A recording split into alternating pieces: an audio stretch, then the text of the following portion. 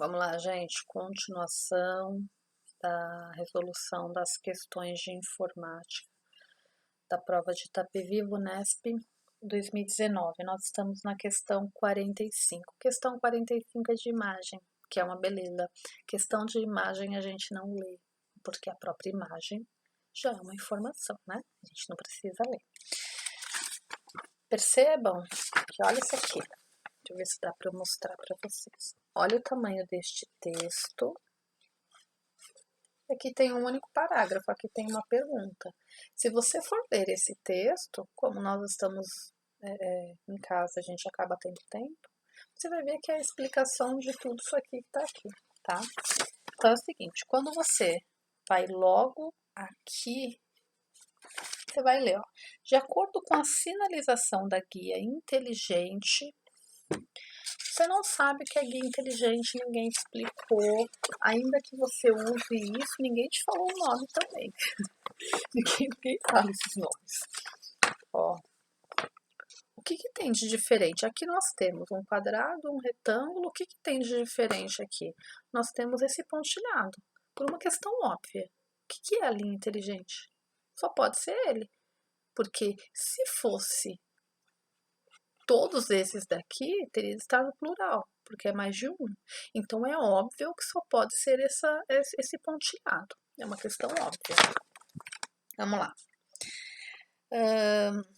De acordo com a sinalização da guia inteligente, as duas formas apresentadas na figura estão... O que essa guia inteligente está fazendo? Ela está fazendo de forma, ela está trabalhando de forma de que eu deixe as minhas duas figuras alinhadas. Imagine que eu esteja preparando um trabalho, fazendo qualquer coisa e eu preciso das figuras alinhadas. Essa figura, essa linha inteligente, ela colabora para que eu consiga fazer isso quando eu estou lá desenvolvendo algo no PowerPoint, estou fazendo algum slide, alguma coisa nesse sentido, tá? Aonde que está essa linha? Na parte superior, né? A alternativa vai ser a C, alinhadas pela parte superior. Percebe que eu já até comentei com vocês na sala de aula, o PowerPoint, ele é acho que pelo fato dele ter muita arte, dele ter muita coisinha que a gente consiga fazer ali, ele acaba sendo um pouco mais exigente no nosso conhecimento. No entanto, as questões que a Unesp traz pra gente, ela é tão gentil que a gente consegue, por uma questão lógica, acabar resolvendo, tá bom? Então, essa 45 aí vai ser a C de casa.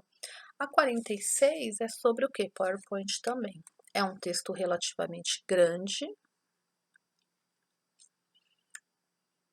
Ele está falando de animações. Quando é assim, para quem lê bastante, procure, para quem efetivamente estuda, sabe que, por exemplo, eu citei bastante quando nós estudamos o PowerPoint lá no mês de novembro, sabe que essas provas sempre tem transição e tem animação dentro do PowerPoint.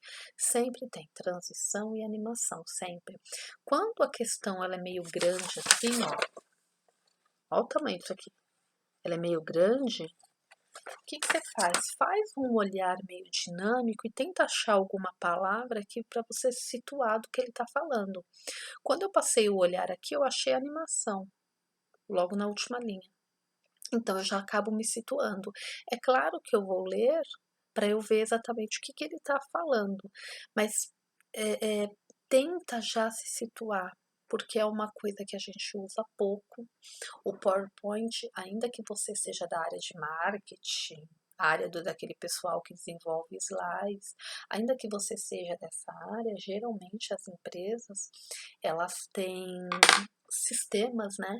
Ela tem sistemas que ela acaba desenvolvendo esse tipo de arte nesses sistemas. Então, a gente não costuma usar tanto. Nós fizemos um cursinho lá nos anos 90, né? Já que a geração de hoje em dia não faz mais curso de informática. Nós fizemos lá, não tem como lembrar, né? Então, ó, vamos dar uma lida e ver o que o cara quer. Já dou uma dica. Eu, Gisele, Quando vem esse tipo de questão para mim, geralmente o que eu faço? Eu vou responder as outras, eu deixo ela por último. Sempre bate. Se você souber as outras e chutar, você acaba de chutar num consciente, tá? Chutar numa questão da letra em si, por exemplo, você fez lá 10 questões de informática, você fez 9 e tinha uma dessa. Certeza, você pode pegar 2, 3, 5 provas da VUNESP, porque eu fiz isso. Vai ter 2 As, 2 Bs, 2 Cs, 2 Ds, vai ter tudo isso daí. Quando você tiver respondido a sua nona, é só você contar. Só que, é claro, tem que estar tudo certo, né? Não adianta, não adianta você errar alguma e ir por essa lógica. Mas esse tipo de questão, essa 46, vocês têm aí o arquivo, deem uma lida nela, ela é bem chatinha no sentido de pedir detalhes, que ainda que o usuário faça isso aqui, ele não sabe esses nomes. Não tem como. Isso daqui, se você sabe as outras, você consegue acertar isso daqui. De qualquer forma, vamos ler. Um usuário está editando um slide no PowerPoint que contém as regras de segurança para utilização de um equipamento, tá? O texto com tais regras foi inserido em uma única caixa de texto e cada regra ocupa um parágrafo. Quando ele fala de regra, é, por exemplo, como cada slide vai sair. Sabe, transição? Eu estou no slide 1, como que ele vai sair? Você já viu aquelas apresentações que geralmente eles saem em estrelinha, eles saem esmaecendo, né? Tem esses nomes também. Eles somem florzinhas e aparece, sabe? Isso é uma regra, tá? Depende de como você vai fazer. É uma regra, por exemplo, você determinar que cada slide fique 2 minutos. Então depende muito das regras. Então vamos lá ver o que ele está pedindo. O texto com tais regras foi inserido em uma única caixa de texto e cada regra ocupa um parágrafo. Então, cada parágrafo tem uma regra, tá? Agora, ele precisa que as regras apareçam uma por vez ao iniciar a exibição do slide, tá? Imagine que no primeiro parágrafo, imagine que seja um trabalho infantil. No primeiro parágrafo, as vogais fiquem dançando. No segundo parágrafo, as consoantes são da cor vermelha. São regras. Regras que eu posso fazer lá no PowerPoint para chamar a atenção das minhas crianças. Para tal, ele pode selecionar a caixa de texto. O que ele quer aqui? As regras aparecem uma por vez na exibição de cada slide, tá? Para tal, ele pode selecionar a caixa de texto onde estão as regras. Então, ele quer saber quais são essas regras que estão naquele conjunto de apresentação. Para tal, ele pode selecionar a caixa de texto onde estão as regras, clicar na opção aparecer, que aí é onde vai aparecer todas as regras que eu apliquei, aparecer do grupo animação, foi uma animação que eu coloquei, se tem as letrinhas lá no primeiro parágrafo dançando, é uma animação. A animação que pertence à guia animações, olha ele dando o caminho. Pertence à guia animações e em seguida clicar alternativa D de dado. Por parágrafo, é óbvio, porque ele está pedindo quais são as regras que eu apliquei. Se ele está pedindo as regras que eu apliquei, foi por parágrafo, óbvio. Por parágrafo, do item opções de efeito, alternativa D de dado. Mas perceba que ela é bem conceitual e ainda que você tenha esse hábito de fazer esse tipo de trabalho, coisa que não é muito comum, né? Enfim, repito, quem trabalha nessa área geralmente tem programas próprios para isso. Então, o que essa pessoa faz? É meio complicado você acabar decorando isso aqui. Uma sugestão que eu dou é: procura se atentar às facilidades que as outras questões nos dão, e essa daqui, contar as letras, esse tipo, contar as letras, tá? Mas aqui ainda que implicitamente ela é meio óbvia, que ele está perguntando de parágrafos e essa D ele inicia por parágrafo. Com o anterior do item iniciar, ó. Item iniciar já não seria, porque o iniciar é do Windows, a gente está falando do PowerPoint, a gente consegue eliminar a alternativa A. Estou tentando achar uma lógica mais fácil para a gente fugir desse tipo de questão. Alternativa A você não poderia marcar porque ele está falando aqui ó, do item iniciar com o anterior. Não, o iniciar já pulou lá para o Windows, a gente está no Office. B, que define o intervalo de duração. Define o intervalo de duração é quando eu defino o tempo que o meu slide vai ficar. Ainda que eu determine que cada slide meu fique a cada 2 minutos, não necessariamente todos são obrigados a fazer isso. Eu posso definir que meu primeiro slide fique 2 minutos, eu posso definir que meu segundo slide fique 30 minutos, eu posso definir que o meu terceiro slide fique 5 segundos, tá? Então a B também não poderia ser. Que define um intervalo de atraso, mover antes do item reordenar animação. Acho que até por uma questão de eliminação daria para nós colocarmos a D, mas perceba que ela é uma questão extremamente conceitual que merece um pouquinho de atenção, tá? Essa daqui é super simples também, ó. Eu ia passar para outro vídeo, mas eu vou tentar ser mais breve, porque eu tô achando que a gente tá ficando com muito tempo nesses vídeos.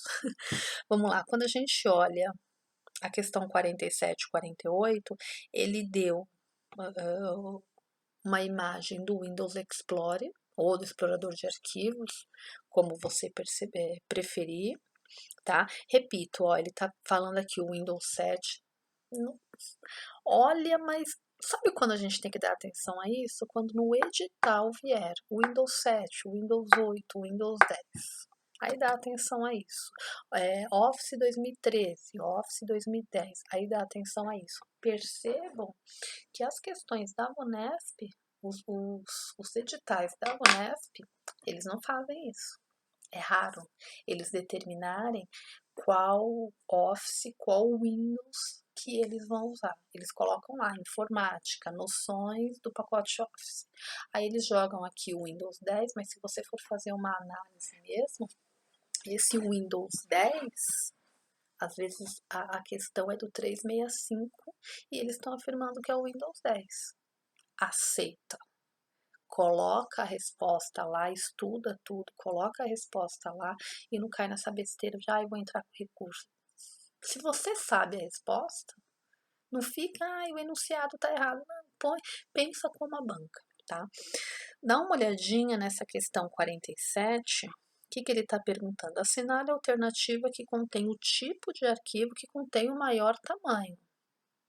A gente é só olhar o tamanho maior, né? 29 kilobytes, 2322, enfim. Só que você vai olhar aqui, ó.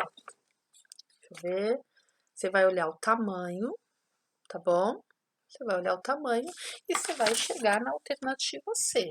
É uma questão de saber qual número é maior a qual. É uma coisa que aquela criança ali dormindo consegue responder, tá? Então vai ser o C, que é documento de texto, é isso mesmo. Quando a gente vem aqui, ó, documento de texto, ó, 2.468 kilobytes. Essa é a resposta, beleza? A 48, após a confirmação da ação de renomear descrita, após a confirmação da ação de renomear descrita, o nome do arquivo rascunho de nota será. Perceba que você leu o que nós lemos agora. Eu li o último parágrafo do 48. O último parágrafo do 48 e não ficou tão claro o que ele quer. É claro que eu vou ler o enunciado todo, né, gente? Quando eu iniciei os outros áudios falando que ele não é para ler tudo, é claro que vai ter momentos que a gente vai ter que ler. Essa daqui, repito, se você ler o segundo parágrafo, ele não tá tão claro. Então vamos ler tudo para ver o que o cara quer. A partir da configuração exibida na figura, qual figura? Essa daqui, ainda, tá? O usuário decide renomear um dos seus arquivos, ele vai renomear um de seus arquivos sem alteração da sua extensão docx, word, xls, x, excel, extensão. Então, ele não vai alterar a extensão e ele quer renomear um arquivo dele, ok? Para tal, ele seleciona a opção renomear do menu do contexto de arquivo de rascunho de notas e digita o novo nome desejado, notas importantes. Então, o arquivo chamava rascunho de notas e ele resolveu alterar o nome para notas importantes. Nenhum outro arquivo tem um nome, nenhum outro arquivo tem um nome alterado, alterou, é modificado, alterado é modificado. Após a confirmação da ação de renomear a descrita, o novo nome do arquivo rascunhos de notas será. Gente, o nome era rascunho de notas. Ele alterou para notas importantes. Qual que é o nome do arquivo? Notas importantes. Qual que é? B de bola. Isso é óbvio, tá? Ó, os outros, rascunhos de notas, o outro não tem nem lógica, ó. Tem nem lógica, é a B de bola, tá bom? Notas importantes. Eu vou finalizar isso aqui para não ficar tão grande. Daqui a pouco eu volto e a gente finaliza. Deixa-me ver, a gente já vai conseguir finalizar essa prova. A gente já vai conseguir finalizar essa prova só com mais um vídeo, tá bom? Até logo.